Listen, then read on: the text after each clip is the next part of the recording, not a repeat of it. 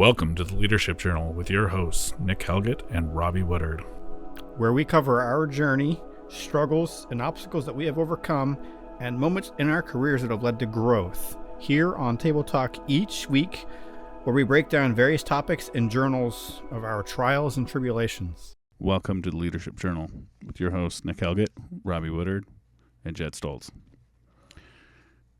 We're going to do something a little different today. This is not... Let me preface this with, this is not pre-rehearsed. We have not rehearsed this. This is a topic that I decided to come up with, and it's a debate format. So I'm going to debate that what I'm saying is correct. And you guys are going to debate me on it. So is the goal to have an opposite perspective of you, or are you going to try to sway us? I'm going to try to sway you. Okay. Because I know that you don't believe this topic to be true. And the idea of going through an exercise like this is to help give a leader perspective on when they're dealing with team members that maybe have no faith in leadership. So let me ask. It gives you a different way to try and look at these situations and these conversations. I love it. I love it when someone challenges your idea just to have an intellectual discussion. Yep. So let me ask, where did this topic idea begin in your brain?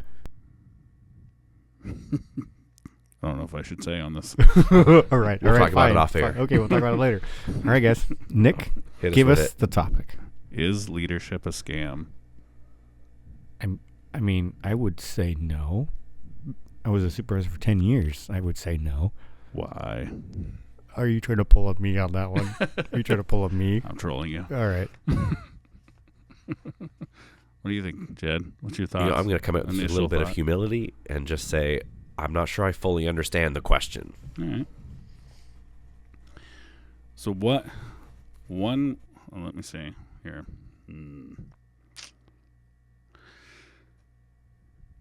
Employees might perceive leadership as a scam for several reasons. So could be a lack of trust with their leader.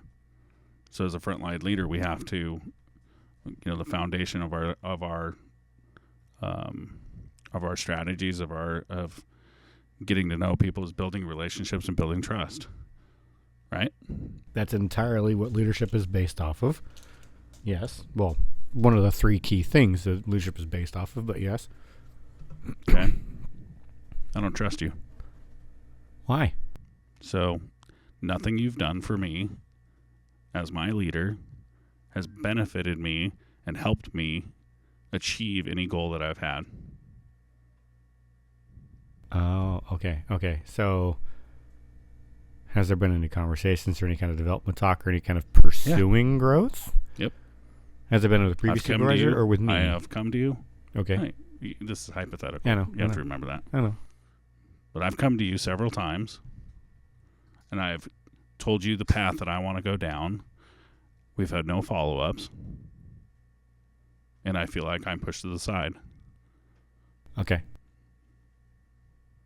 So now you're trying to motivate me to do a job when I know you're just trying to get work out of me. You're trying to achieve your KPIs, your goals, and I'm just here struggling because I want more. So it's not the leadership is a scam piece. It's the supervisor in the role is not fulfilling the desires of the team member. But now that perception is going to spread because now I'm going to see all leaders that way, because maybe I'm 22 years old and I just moved out of my parents' house and this is my first real job. So now I'm going to start having a perception that leaders don't give a crap about me. Jed?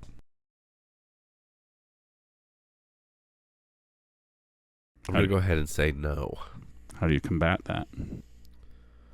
So, well, I mean, I'm going to go ahead and say that we can get more into how you combat that, but I think at the root of the question, does that make leadership automatically some kind of scam or a sham or a lie, I still think the answer is no. I think, like Robbie said, it depends on the quality of the leader, but I don't think a bad leader or bad leaders who are not engaged in earning the trust of their team or engaged with their team automatically make all leadership a scam.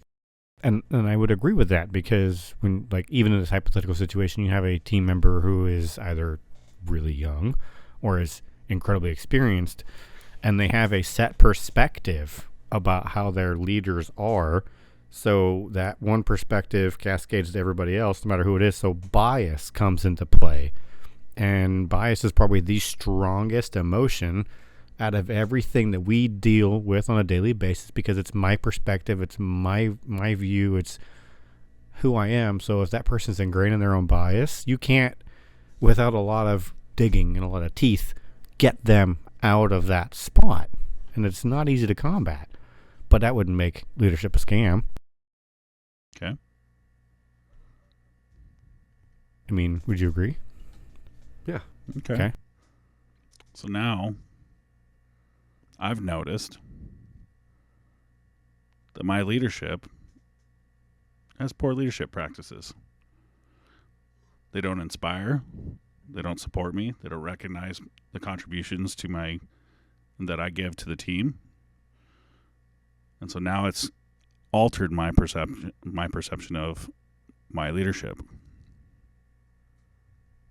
And now I feel like I'm being scammed because they're making false promises to me.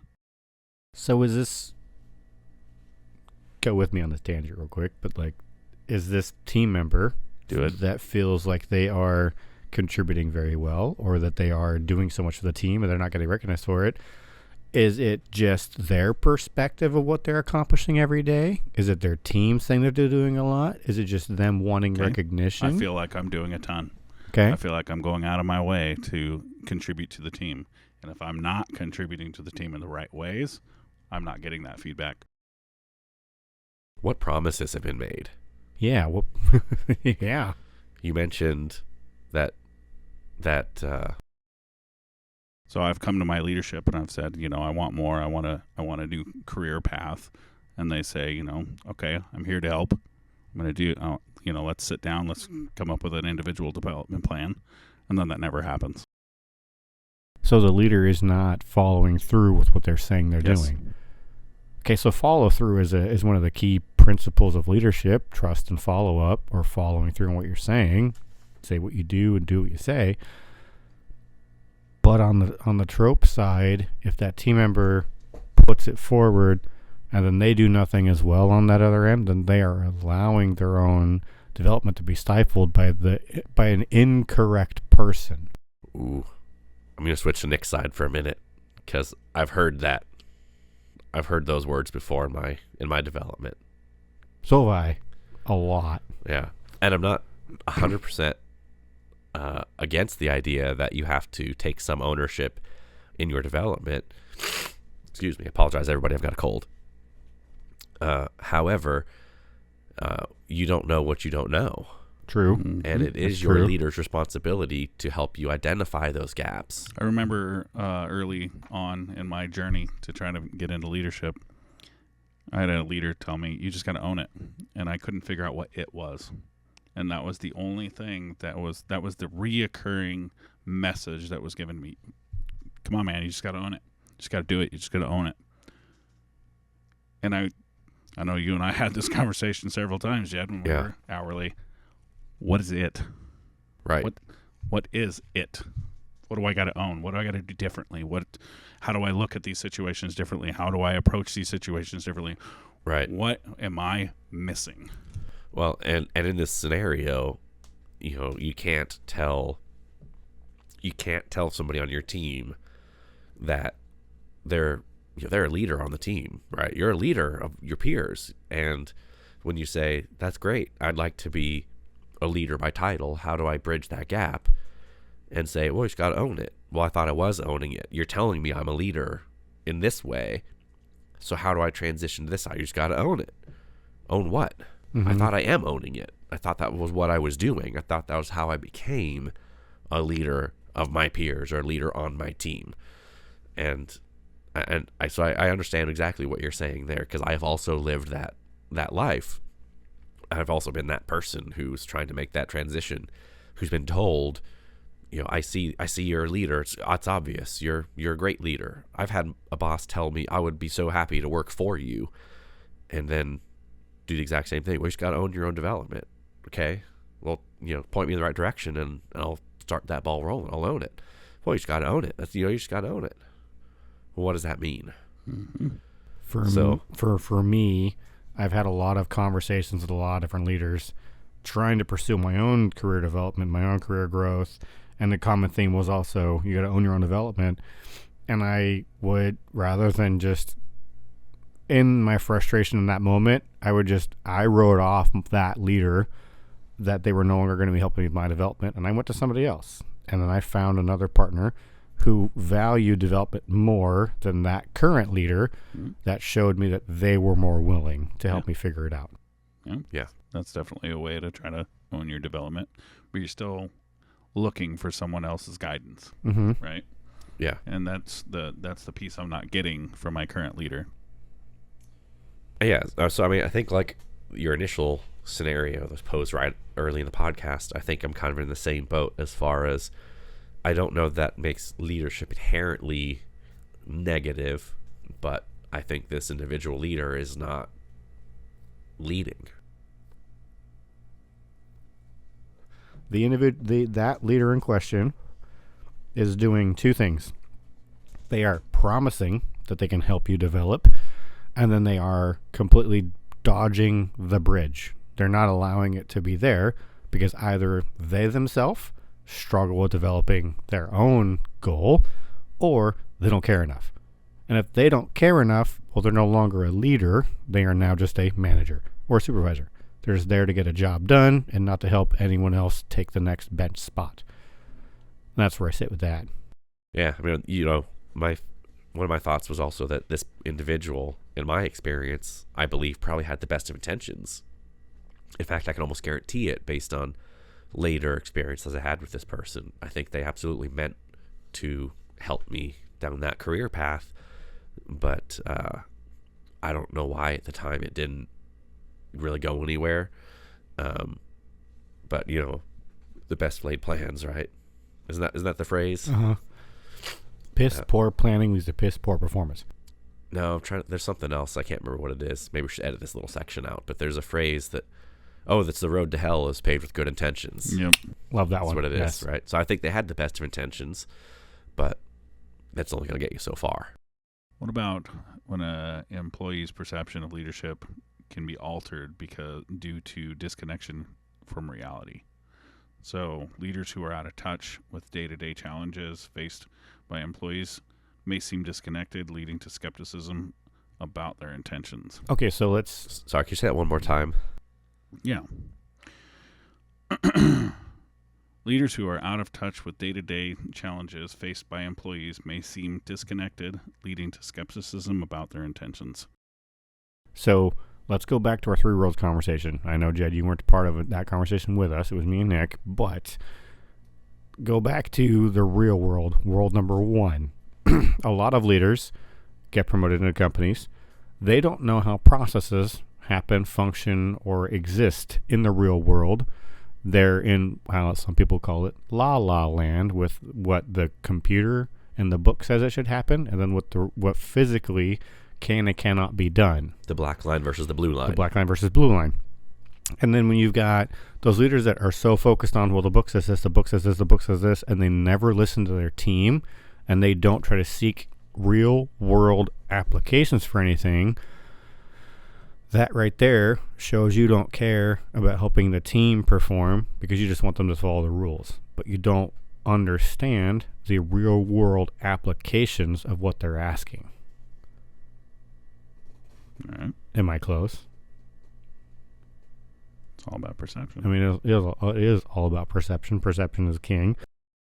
I feel like as we go down these questions, I feel like Robbie and I are digging ourselves somewhat into a hole of defending bad leaders, because we can understand. I mean, honestly, obviously, right, on our journey, I think we've had some of these issues ourselves, right? You don't get to be.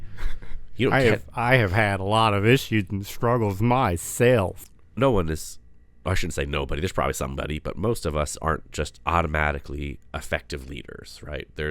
We might have good leadership traits in some ways, but it's a skill you have to develop. 100% agree with that. Yes. And you learn by failing.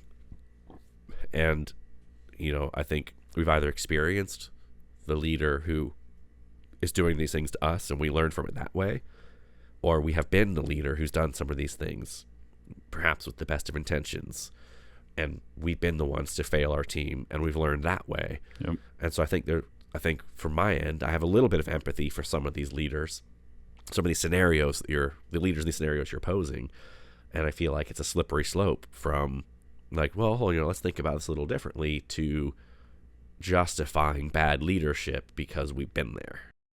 Well, and the saying is still true.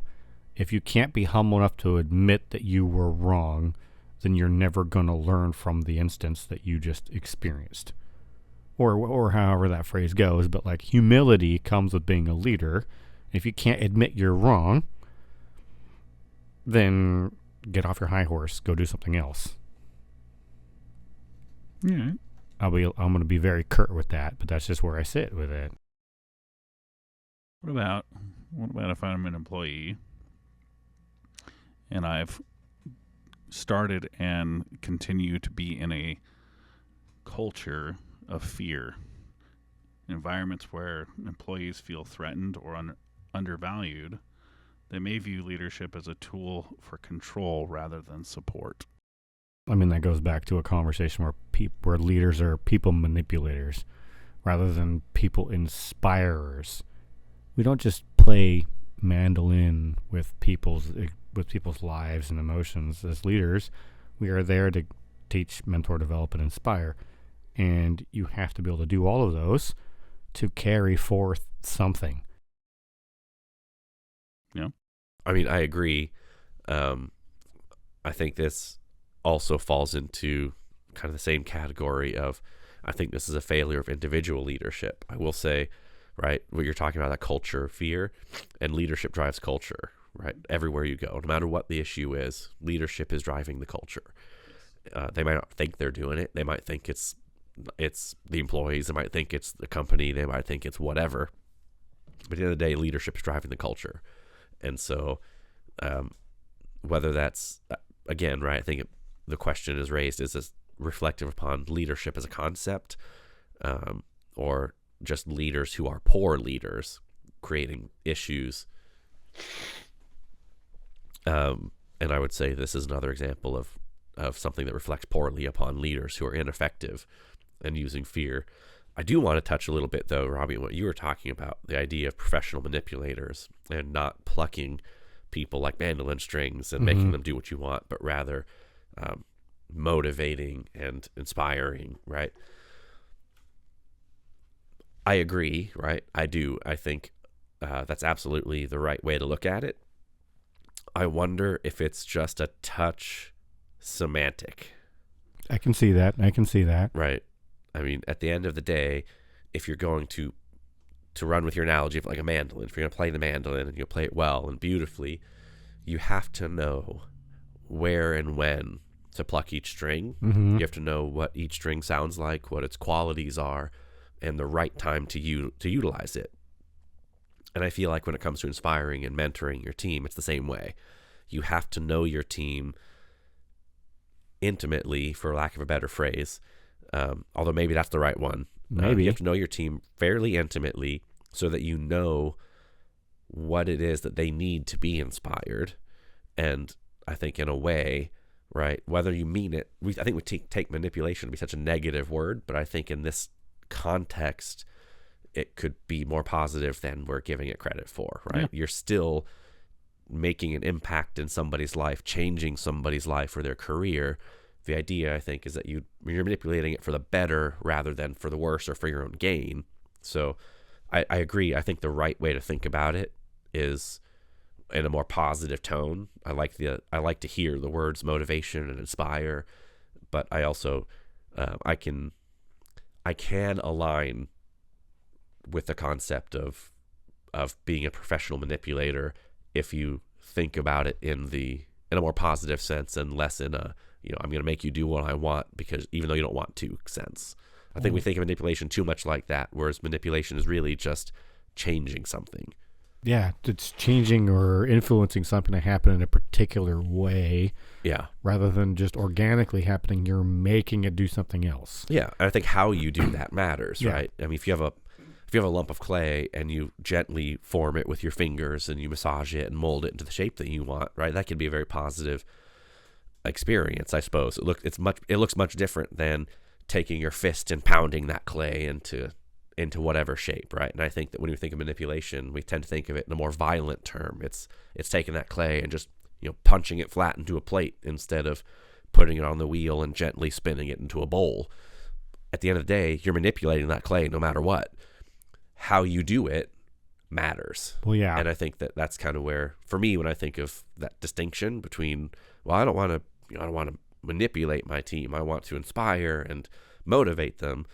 Well, that's what you're doing. Mm-hmm. It's just a different form of influence. Well, and I think when we get into, like you said, the semantics of how everything is said and everything is done, there comes a point in time where you have to be aware of how words are used and how words are said, and people will take them just either in context or out of context. And the best intentions sometimes lead to the worst results because what you said, you may have meant one thing, may have meant X, but Z was the interpretation. And you can't tell somebody that they're wrong for misinterpreting you. You didn't communicate clearly enough. I see where you're coming from, and you're 100% right. Communication is important, and context absolutely matters. And you have to definitely be careful who your audience is. Excuse me. Yeah. KYA, know your audience. I'm not 100% sure that I align with the idea that you can't, I don't want to say be upset, but that you can't fault somebody for taking something out of context because or for not understanding your intention, because I think you can absolutely explain your intention. And if you say one thing and someone assumes that you meant something else, you're right, you didn't communicate effectively. But communication is a two-way street. And so if, like we're doing right now, right? I said, I'm not 100% sure I agree with you, and here's why. And now we can talk about it instead of if I said I'm not 100%, or if I just disagreed with you and I said, man, Robby, he's a problem. I don't like the way he said manipulate. I don't like the way he said motivate. I don't like that guy, right? What's his problem? I'm the fault with his communication now. In my mind, I'm the fault with this communication, not you. You communicated. I didn't understand your intention, and I didn't seek clarification.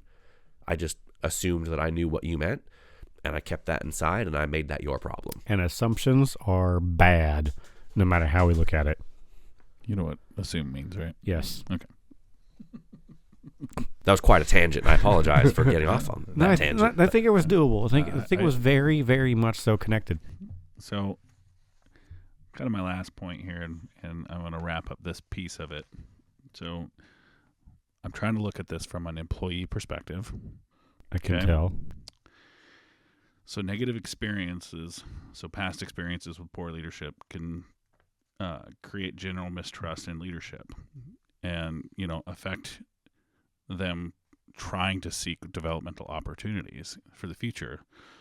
So, kind of all these factors that I've been lining out here, it can contribute to a broad perception that leadership is not serving the interests of the employees, and it may indeed feel like a scam to them.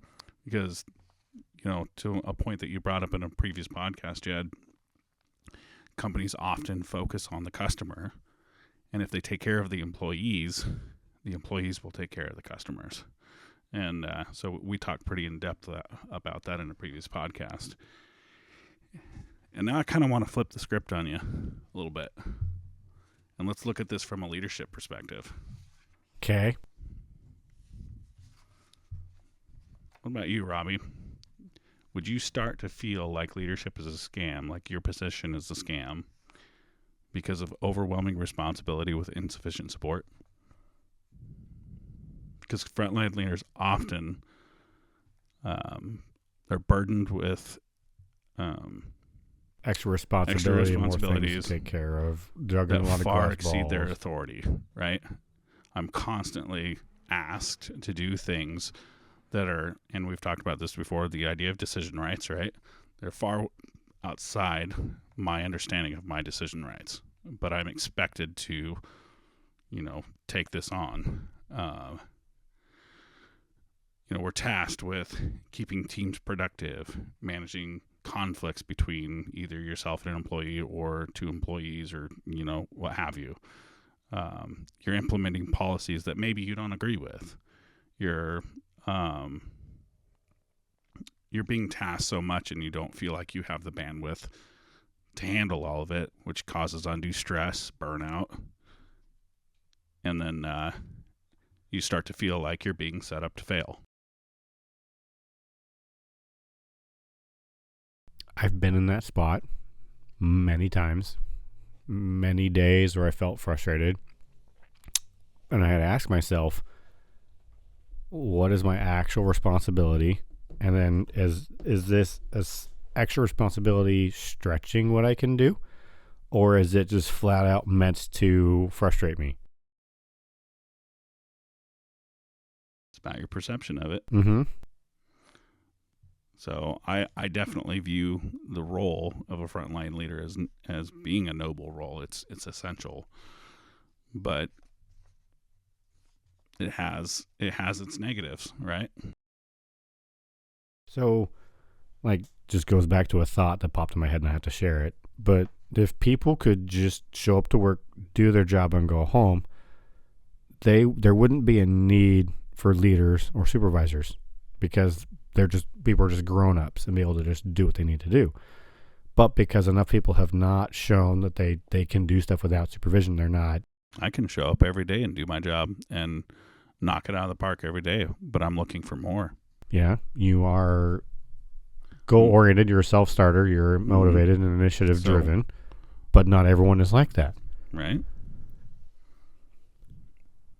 I can see Jed's wheels turning.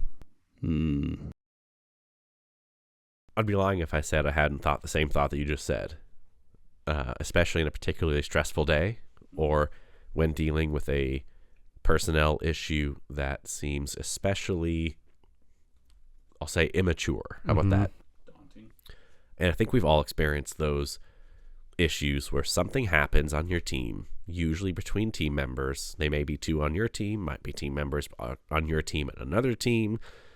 Could be a bunch of things, right? Where it's so hard not to roll your eyes and go, are you guys serious right now? Is this really happening? Are we really having this discussion? Yep. Especially if you are the youngest person in the room. If you're a younger leader, say in your 20s or 30s, and you have a task force of a group of employees working for you who are in their 50s or 60s, and something happens that just seems like it's out of junior high, and you've got to help solve this problem, it can be very difficult not to have that exact thought. And again, I'd be lying if I hadn't had that thought. Why can't we all be adults? I feel like I'm babysitting a bunch of 50-year-old men. And, that same thing that you said, right? If everybody could just behave like adults, I wouldn't have to be here. That sounds more negative than I intended it for. I don't have to be there, but my job wouldn't exist. Or it would be, much easier to navigate. Sure, yeah, my job would be easy if it weren't for the people, right? My responsibilities would probably be in half, because I would no longer be solving people problems. They could just solve themselves. I do like to say that the people are the absolute best and absolute worst part of the job. 100%. I mean, the job 100%. literally is leading, inspiring, and engaging with people, But not just with driving business metrics. There are people that you are directly responsible for. Yeah, but to your point, Robbie, right? I don't, yes, those things do happen. And I'd be lying if I said that I hadn't had that thought myself in a particularly frustrating time. However, I think it's also important to recognize that people don't need leaders because they're incapable of being adults. People need leaders to help them get better, to help them grow. Yep. And so I would argue that as easy as it is in a frustrating situation to say, half these people could just be adults, I wouldn't have to deal with X, Y, and Z. While that may be true, the reality is a leader is not just a babysitter. We're babysitters in the worst of times. Yes. But Yes. that's not really what our job is. No. But as a leader, you want to feel supported. No, 100%. I'm not saying I don't want to feel supported, but I guess I take issue with the idea that if everybody could just show up and do their jobs, everything would be better. Because I don't think that's the issue. Like you said, you can show up every day without direct oversight and do your job. But and to me, right, if you're that person who's capable of doing that, then your leader's job isn't to tell you how to do your job every day. Some people might need that, right? They're in a point where they maybe don't understand their role. They're not motivated enough to do it on their own, whatever the case may be. And they need somebody to do a little bit of micromanaging and kind of keep them on task. If you're not the kind of person who needs that, then your leader's job is to prepare you for the next role. Right? Their job is to prepare you for their job or whatever job it is that you might want. And so the idea that we wouldn't need leaders if everyone was just an adult, I think is completely unfair to the majority of adults who are capable of functioning on their own without someone telling them what to do every day. But like we were talking about earlier, right? Don't understand how to bridge that gap to the next role. I didn't need somebody when I was hourly to tell me how to behave every day. I excelled at my job and I rarely had direct oversight. Same. That was not the issue. The issue was I couldn't figure out how to bridge the gap into the next role that I wanted to take. Correct. And that was what I needed my leader there to help me do. I You also and I needed my struggled with that leader at the same time. to help with some of my peers who were the kind of people who needed direct oversight. And I did my best to influence, but I couldn't always be the person. They don't always want to listen to me. I'm not their boss. Some people have that mentality. You're not my boss. I'm not going to do it. And I can only influence so much. And those folks did need that direct leader to say, this is what I need you to do every day. Come back to me in an hour with some more information. Robbie. So think of it like a curve. Think of it like the bell curve in a grading class for a second, but not included in the grades. Simon Sinek talks about the bell curve. I know. Love it. I love it. So you have the left-hand side of the bell curve where everyone starts, and then you have the right-hand side of the bell curve where everyone ends up at. At the bottom, on both the left and the right, you have either disconnected or getting started. Not sure where to go, on the left-hand side, not sure where to go, or I'm on the path of trajectory. On the right-hand side, you have the path of decline. The I don't care anymore, the I'm just here to do this, I'm just here to get this job done, or it's not my job anymore.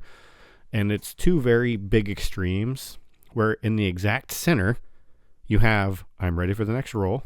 I want to be guided. I want to be shown how to get there. Even leaders experience this because we are people too. We show up, we have a job to do, we have our own expectations to get. We are either on the left getting started, figuring it out, or we're on the right on the decline because we've experienced frustration, we've experienced too much, we've experienced burnout, and we don't feel supported. I'm just going to be direct. I reject the notion that that is a natural progression from left to right. Okay.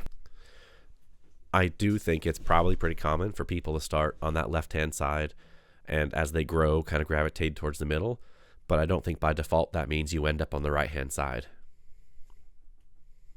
I don't think you have to. I think ending up on the right-hand side is somewhat of a choice. I'm not saying that bad leaders don't influence ending up on that right-hand side, but I also think that to an extent, choosing to stay in an environment where you don't get what you need pushes you to the right-hand side. Mm-hmm. So I reject the notion that but just naturally, everyone starts on the left and they end on the right. I think we bounce around on that curve from time to time. I think I've been on both sides of that curve and I've been in the middle of that bell curve. However, I reject the notion that it's a natural progression from left all the way to right. I don't believe that I said that you only go to the right and stay there. I do agree that you can bounce back and forth. It really, like Nick's examples to start, frustrated team member stories. Those people probably experienced leaders where they were at some point ready to go. Now they've ended up on the right-hand side and they're trying to get back, but they don't feel supported. Or they've given up. Or they've given up, and they've made the choice on their own accord to stay on the right-hand side. I may have misheard, and that might be where it came from, but what I had heard originally was you start on the left and end up on the right, I believe is what you said. And that's why I thought you were saying the natural progression is to go from one side, up the top, down the other side, and end up on the right-hand side. That I may have misheard, or maybe you misspoke, but that was what I had heard, was you start here and you end up here. So I apologize. Thank you for clearing that up. My brain sees people teeter-tottering, going back and forth. Like, for sure. We're going to have new leaders. We're going to have different experiences. We're going to have different environments. We're going to end up him-hawing back and forth a lot. I do want to say, sorry, may I? Go ahead. I do also want to say, I wonder how many people in some of the examples that you brought up earlier are still on the left-hand side. And that's why they feel the way that they feel. Mm-hmm. Yeah. I can sit here all day and say I was ready to be a leader, or I just needed a little bit of information to bridge that gap. But was I? Or did I just think I was? Yeah. And I'm not saying that that isn't still a fault in the leaders for not helping you understand where you are on this graph. Mm-hmm. But how many people who are burned out and just over it and need a change that we think are on the right-hand side are actually still on the left? So I've got a question about how you guys are answering this. How you answered this. Are you still looking at this as a perspective of your leadership towards a hourly employee, or are you looking at this for your own situation? My situation. Okay. Because you had said as an hourly leader. No. Yeah. Well, no, as a leader. So this is we're switching gears from talking about dealing with employees to how do you feel supported from your leadership?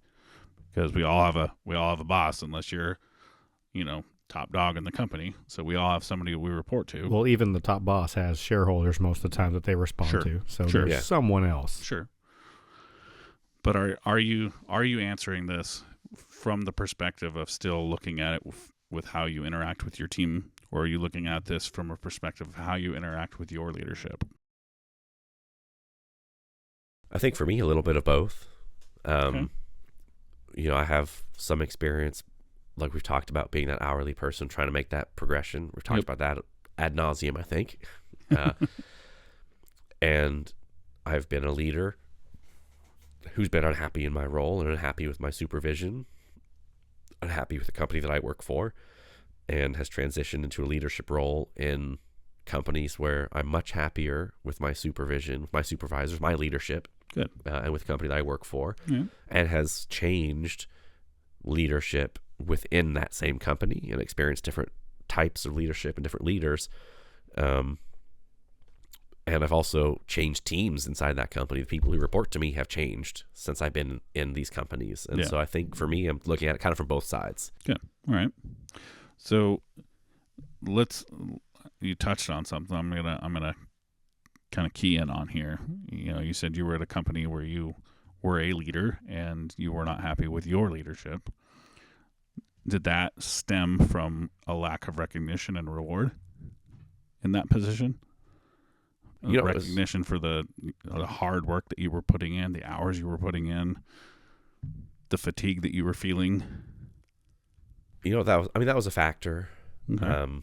I think for me, lack of recognition was definitely part of it. I wouldn't say it was the main factor, but it didn't help, right? The other things that kind of made me unhappy are 100% worsened by lack of recognition, both emotional, right? Just being told, hey, good job today, appreciate everything that you do, and of course, financial, right? Right. And that's not to say that I only care about financial compensation. No, but it's always a piece. Everybody works to generate wealth so that you can survive. Yep. Yeah, exactly. And when you work in a system that may have bonuses or other forms to offer financial recognition, and you consistently meet goals that are set for you, and are told, but you're not going to get any compensation because this guy didn't meet his goals, and that dragged the whole average down for the company. I think for me, the thing that really irritated me the most, and it still irritates me to this day, is you would hear, or I would hear constantly from my bosses, make sure you recognize your team, make sure you give them the recognition that they deserve. But Which is important. Which is incredibly important. But then when it came time to me as an individual, I got maybe 2 times the recognition that actually mattered. And other than that, it was always a point out of, you missed this, you missed that, you missed this, you missed that. So how can there be a double-edged sword where leaders are told they have to give their team recognition, but then they go with that recognition themselves? You know what else got me about that role? One of the things that was frustrating for me as well is I feel like the way the company was structured and the company policies that we had restricted me from providing the kind of recognition people actually deserved. Yeah. And it made me not able to be the kind of leader that I wanted to be. For a bunch of reasons, right? Some of it was that I had way too many direct reports, and it was very hard, almost impossible, to actually form relationships with more than a fraction of them. Didn't you have like 250 people or some? Yeah, I had like 250 crazy, direct reports all across the state, right? That's ludicrous. Double what I've ever experienced. And it's ludicrous. I mean, I've driven 8 hours to go see 2 people in my role, and I can't do that regularly enough. Not in my current role, but in that role. And I can't do that frequently enough to build good relationships with these folks. And I did the best I could to build relationships from afar, but it's not the same. No. And on top of that, we offered financial compensation for my direct reports. That was an option. I could give spot bonuses and things like that. But I was limited in what I was allowed to provide to like $25. And for a lot of people who are hourly living in a city where they're paying $2,900 a month for a 800 square foot apartment, making $18 an hour, 2 coffees and call it a day. $25 for a bonus because you got up and came to work in an ice storm to cover for somebody who called out is kind of a slap in the face. A little bit. Yeah. But that was the best I was allowed to do. Yeah. And that hurt me as a leader. And that's not to say that, hey, you came to work, I appreciate you helping me out, here's $10,000. But I mean, surely this person deserves something better than $25 and a cup of coffee. Well, and there's going to be times where the people know that that's the most you can offer. Then the comment goes, oh, this company sucks, this is all they offer. Yes. But then it still reflects on you because you are the person handing them that recognition, that compensation. Right. Yeah. All right. So, continuing to push the negative argument that leadership is kind of a scam. What about, have you been in a situation where you and your leadership, people guiding you, have misaligned goals? Oh, yeah. What kind of detriment does that do to you? Absolutely. So this ultimately comes down to the place that you work for, like you had said it earlier, where you feel fulfilled or you're aligned with the value. I believe you said this earlier, where you want to go to work. We want our teams to go to work and to enjoy being there and to look forward to things. And if it gets to a point where you show up and you got more and more and more and more and more things to do, but they start to deviate from what you believe should be the ultimate goal, why are you there? The frustration, the stress, the motivation starts to dwindle because you see X, they want Y, and they are miles apart.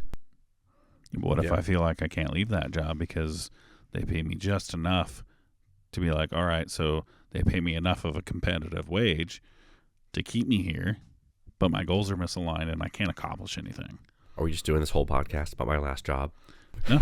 Well, I mean, ultimately, like how I see this is that was like my intention. It's like you ultimately want this one culture to exist, but then after you've put all this effort into getting that groundwork started, well, now we need to pick up the house and move it. But but I can't pick up this foundation that I've started because this is what I've been like gearing towards. Now you want me to just like pack up and go to Timbuktu. It doesn't just happen that fast. You have to put effort into it. I fall back on when I'm having struggles in leadership to, Jocko Willink. He's one of my favorite authors, right? And they say him and in his book Extreme Ownership and his company Echelon Front, they're saying, you got to lead up the chain, right? And try to align those goals. So how do you do that? Yeah. A lot of courageous conversations. Ooh, that takes me back. There's a term I haven't heard for a while. It's one of my favorite terms of all time. It is. It's a good applicable term. I had one of those. I definitely had, I made a joke about like, we're just doing this whole podcast about my last job. But, I learned a lot of really important lessons from that job. And, absolutely. And this question absolutely hits home for me because I was completely not aligned with my leadership, not on everything, but regularly. Yeah. And a great example of that was that one of my responsibilities was to collect money from clients who owed us money. Their invoices are past due. I got to get a hold of them and figure out how to get them to pay. Is a pretty substantial amount of money. Yeah. So this particular client, routinely, and I inherited this client from another manager who, I don't recall what happened, but something happened, and this client said, I want to work with somebody else, or I'm canceling my account. And so I got this company, and they owed us several $100,000 a month. Well, that was their invoice. It was big money, and they routinely did not pay their bills. And we would send staff down there. We would work the job, and they wouldn't pay. And they got into this habit of not paying until we escalated so far that the regional vice president would have to contact them and say, we're going to end this account in 30 days, which was contractually our right? Both parties had the right to cancel the contract with 30 days notice if you don't pay your bills. And then they would pay 60 to 75% of what they owed us, and then we would just continue working like normal. And they do that for 4 or 5, 6 months, and then we'd have to escalate it back up the chain. To that point, we're sending them threatening letters and threatening emails. And this client was so demanding and paid so little money to their employees, to our employees, right? Because that was how this industry worked. They gave us a certain amount. We have to make our margin. We give the rest to the employees. And so the pay rate on this job was so low for the area that it was in, and the bill rate was relatively low, but enough people worked there that they ended up being big money. And because on paper, the money looked so good, right? When you look at how much we could be making off of this client, no matter how many times I said, I really think we need to drop them. This company takes up so much of my time. I'm going to lose other clients trying to keep them happy because they're so demanding, and it's so hard to hire for this low pay rate. I'm going to lose other clients where our margins are better, that make us look like a better company, who would happily give us recommendations to other clients, right? Bring us business. I'm going to lose them because I'm spending 60% of my time focused on this one client who won't even pay us the money they owe until we threaten to cancel our business. And I could never get them to align to that. To the day I left the company, we fought this battle every few months. They would not align to it because on paper it looked so good. And the company's goal overall was to get to a certain revenue in a certain amount of time. And so that was all they cared about, was what does it look like on the books that they technically are paying us every month? Not what are they actually doing to progress our business, and what are they actually doing to keep our relationship alive? The fact of the matter in this case is just because somebody wants to give you their money doesn't mean that you should do business with them. And this was a classic example of that. This was somebody who was more than willing to give us their money, technically, on paper, right? Mm-hmm. They told us they're more than willing to pay us, but they were not somebody we needed to do business with. It was bad for my employees. It was bad for our business. It was bad for me. That is a toxic environment, 100%. Just in general. Could Could that alter your perception of how you view leadership? I would ultimately say that is a business foundational aspect that is missing, not a leadership aspect that is missing. Oh, I absolutely think it was a leadership aspect that was missing. This was a leadership whose, in this case, goals were poorly aligned. They were looking at the books. They were looking at how much money could they make off of this. They were looking at, they were following the company directive, which is make the books look great, right? Make it look like we're bringing in all this revenue. So I suspect they wanted to go public, and that's fine. But we went about it the wrong way, and it hurt everybody downstream of the branch manager. It makes me think of a leadership Their priorities lesson. were not people; it was the money. It makes me think of a leadership lesson that I learned, that if you invest all your time into trying to make the bad employee good, you're going to lose the good employees. Well, that's exactly what happened. I did lose clients trying to focus on this client. And I inherited a couple other clients over the years that were the same kind of thing. Maybe not that they wouldn't pay us, but had various reasons why they were dysfunctional and not the kind of people that I think we should have been doing business with. But at the end of the day, if they were willing to give us money, then we're on board. Well, I mean, as a company, and I could not align with that. It goes back to our talk about leadership styles, or not leadership styles, talks about leaders in general. Leaders focus on the teams and developing and pushing, influencing, inspiring, and motivating the individuals to do better. Managers, KPIs, numbers, metrics, business acumen, not leaders, managers. So that environment was wholly focused on business results. They weren't trying to be leaders. They were trying to be managers of a business, and that's all they cared about. No, and I was trying to be a leader for my team.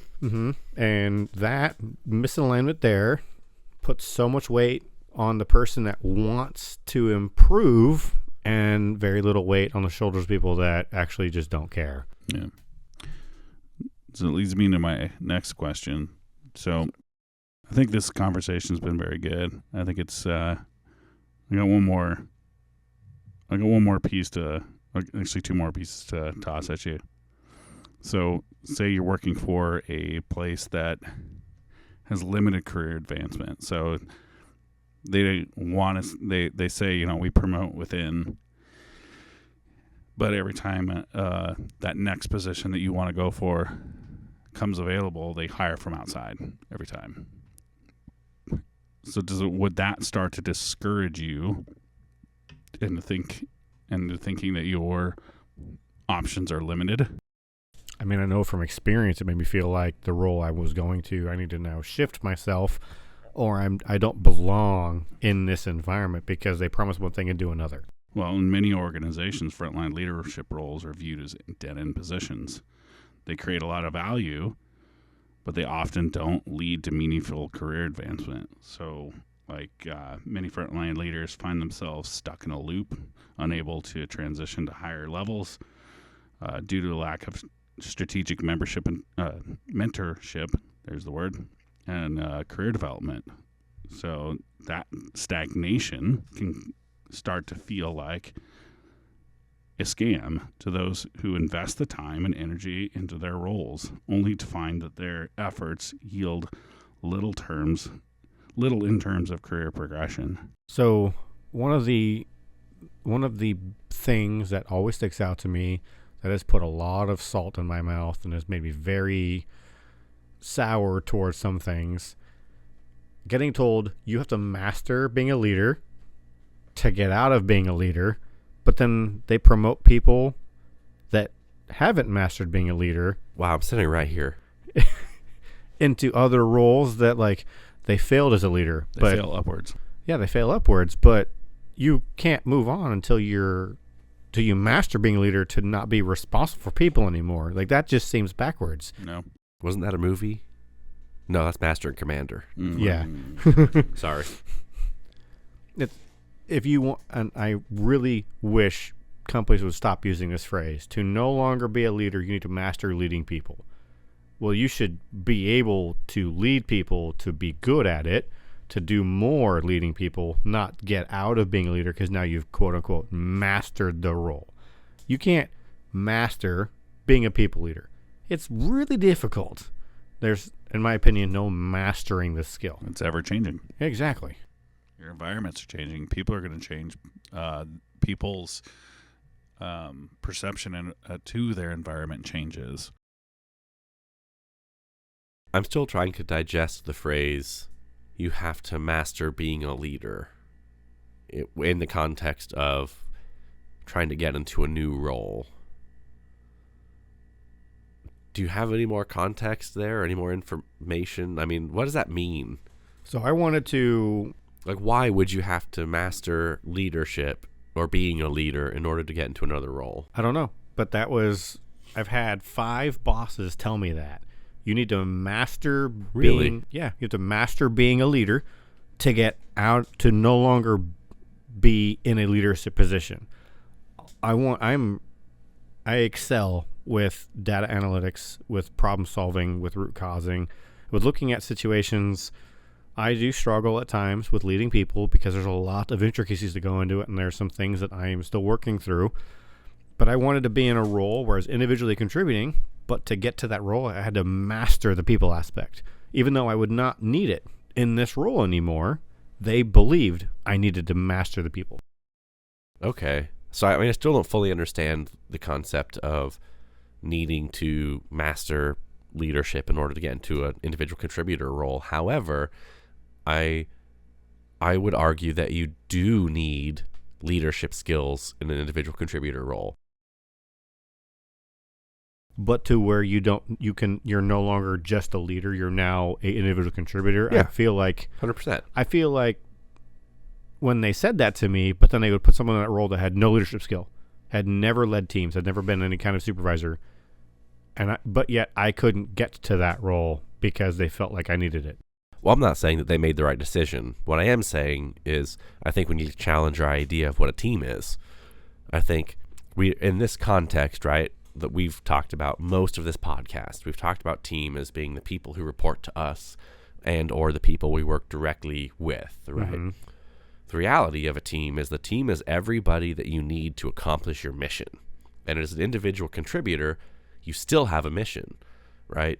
Let's just say, for the sake of argument, you are the one accountant in a medium-sized business, medium-sized firm, right? There's, 100 people who work for this business, all the way from the CEO, including yourself, down to the lowliest person in the hierarchy, right? Position-wise, not value-wise, right? I feel like that goes without saying, but I said it anyway. And you're the only person who is really watching the books. And you start seeing a trend that you don't like towards losing money. And your goal is to be profitable, right? So you got to influence everybody else, all these other departments, to be changing their behavior so you can be profitable.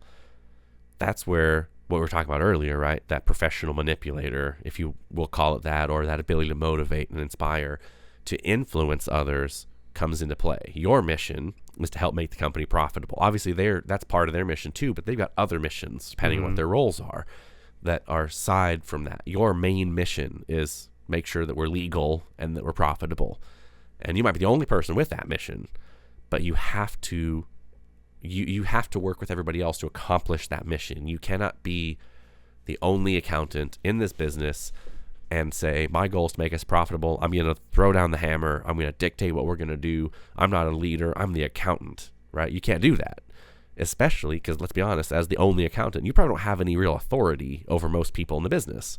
So you have to influence and lead other people over whom you have no authority. And that, honestly, is probably one of the most difficult parts of leadership, is influencing without authority, without just saying, do it because I'm your boss.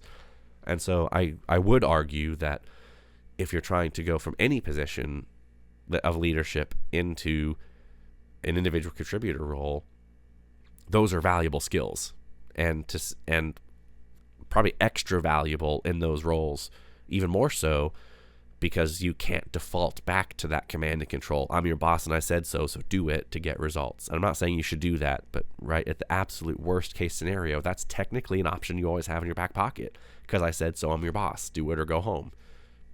And I don't align with doing that, but you could technically do it. As the only accountant in the business, you can't do that because I'm the accountant and I said so. It's Doesn't like mean anything. it's like the argument that we've had in previous episodes where micromanagement does have its place. Mm-hmm. It might be your last resort. Command and but control has its place. You may have to employ that tactic because your options, you've exhausted other options. Yeah. And you may have some command and control tactics on hand as an accountant. Maybe you could freeze somebody's spending account or something along those lines until they come and talk to you about something when they've been avoiding you.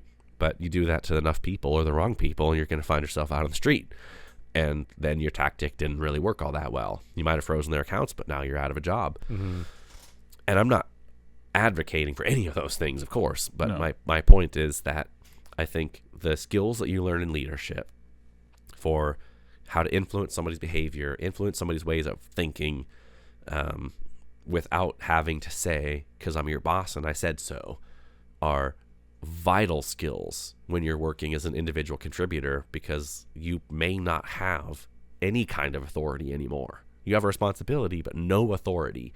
So how do you bring other people along on what your mission is, or align their missions with your mission without leadership skills? I mean, I completely see I'm your not saying, point. I'm not saying, I still don't understand the concept of like master leadership to become an individual but that's contributor. literally the words that they told me. Is you need to But master this role before you can move I on to see something the else. value in those things. I mean, and I see the value too. But then when someone gets hired to that role who has zero leadership experience, zero influential experience, they come out of college, they come in a role, they've done just the analytical side, but I have the leadership experience and analytics and I don't get it. It's like, here's a carrot, go get it, and never getting it. And having that handed multiple times back to me is not fun. Sure. Yeah. Kind of my last point here. What about the emotional toll that it has the potential to take on you as a leader? So the emotional toll of being a frontline leader cannot be overlooked. They're frequently the first line of contact for the employees, grievances and issues, which can lead to emotional exhaustion. The expectation to remain resilient and positive in the face of adversity can put you in a not a good place. Mm-hmm. So, have you been in a position to where that emotional toll has forced you to look elsewhere, or taken away your drive to be successful, maybe as a detriment to your team even, because it's too much? I would say yes and no, because when it comes to people, yes, at times there's, let's say you have 30 people on your team. You have 30 personalities you deal with every day. That's 30 varieties of situations that could occur, that could happen. 60% of those are positive conversations or positive interactions at least. Yeah, but what if you have your supervisor, the one person above you in your hierarchy in your department is what's causing you the biggest? I still lean towards my team. Like, I am there because my team has value in me. My team feels inspired by me. And I don't come into work because of my boss. I come to work because of my team. And if I come to work because of my boss, then I must enjoy my boss. But if it's one interaction out of 35 a day that is negative, and it's over and over and over and over again, a little daunting, a little frustrating, a little annoying. However, if I could be in my office working on something and my team gives me recognition or some kind of little pill that's a positive interaction, that's a jump start for my day of, that's why I came back. That's why I'm here. I'm going to say, yes, I've 100% experienced what you're talking about. I have, and I'm not proud of this, and I don't recommend it. I have 100% been the person who has become so burned out that if without realizing it, you start to kind of half-ass things, and you get by on talent. You know how to do it. You can just whip it out without paying attention and not on effort, and your quality starts to slip. I have been that person because I'm unhappy with my leadership. I've been that person because I'm unhappy in my personal life. And I've been the person who's gotten through those kinds of things pretty well without letting it affect my performance. And some of that has to do with growth that I've experienced, right? I've gotten better at handling my emotions in the workplace, and that's great. One of the biggest things for me when it comes to that kind of stuff, because I'll be honest, I still experience on a regular basis the challenge of not letting my emotions affect my job. I mean, all the time, right? It's easy to sit here and say, I'll just detach. It's just a job. But it doesn't feel like that in the moment. You know, when you have 40 people that report to you, everybody needs something, and you're answering to 4 or 5 or 6 different other salaried members who want something, and you just don't have time to do all the things you need to do, and it just doesn't stop, and you're starting to get frustrated, and you don't know where to go, and it feels like you're drowning. And then, you know, you're on the phone with somebody trying to solve one of the problems, and someone just walks in your office and, hey, I just got it. And, you know, and they get mad. Like, are you serious? I'm on the phone. My door was closed. What are you doing? Right?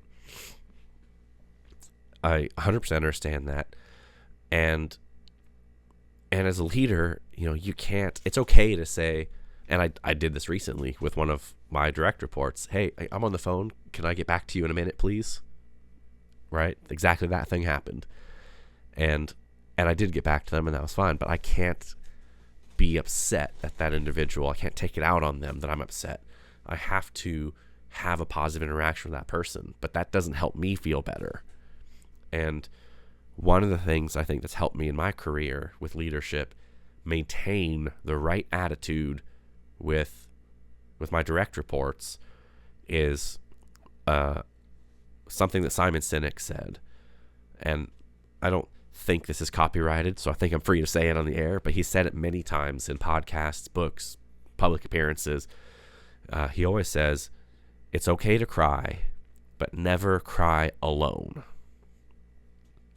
And his point is that you shouldn't be, and I apologize if I'm messing this up, but my understanding of his point is you should never just sit in your own sadness. It's okay to be sad.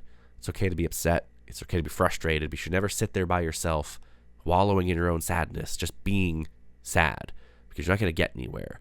You need to let it out, and you need to have somebody who is trusted and that you can go to and say, I need to let this out. I need to say these things and not be judged for it. I need to say these things and not have it affect my career. Can I close the door and just let it out? And I'm lucky in my career right now to have a partner I can do that with. I have another salaried person on shift with me who is that person that I can say, hey, this is going to make me sound like a bad leader, and I recognize that, but I need to say it because I'm frustrated. And then, you know, something along the lines of, what the heck just happened with that guy? What the heck was he thinking? Why would he say those things to me? Are you crazy? All the things you want to say to the person that you can't say because you're their leader. You can't say that. You can't say, what is your problem? Are you serious right now? Can't say that. But I need to get the frustration out. Right? We were talking earlier, are you guys serious? Are you 13 or are you 50? Come on. Right? Those kinds of interactions, I need to get it out because it's frustrating me right now. And I have someone to do that with. And that makes a world of difference. And that has been one of the most impactful things to my career, is Simon Sinek saying, never cry alone. Like it.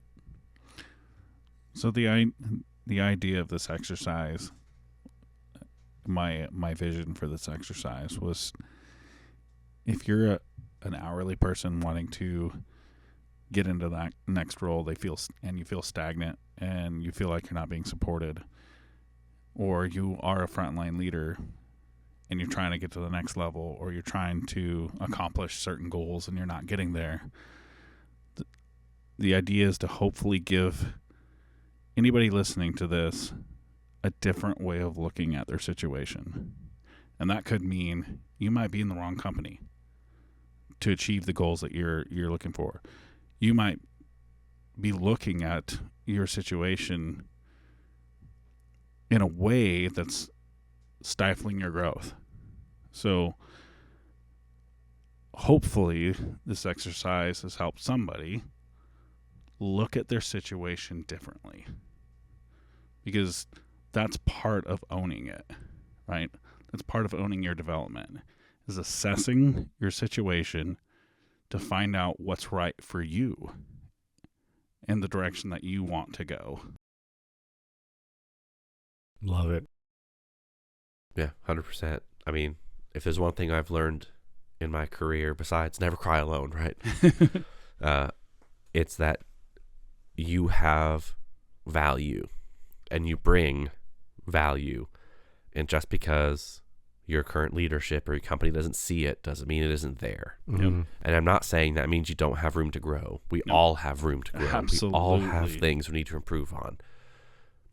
But if your value isn't seen where you are, somewhere out there is a leader, is a company, is a team who will see your value.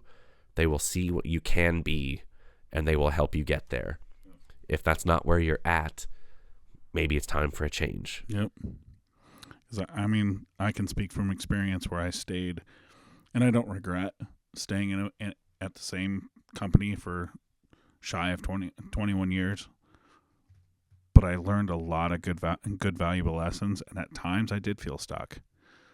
So I had to push out of my comfort zone. I had to look at my situation differently, and when the opportunity came, I had to take a leap of faith on myself.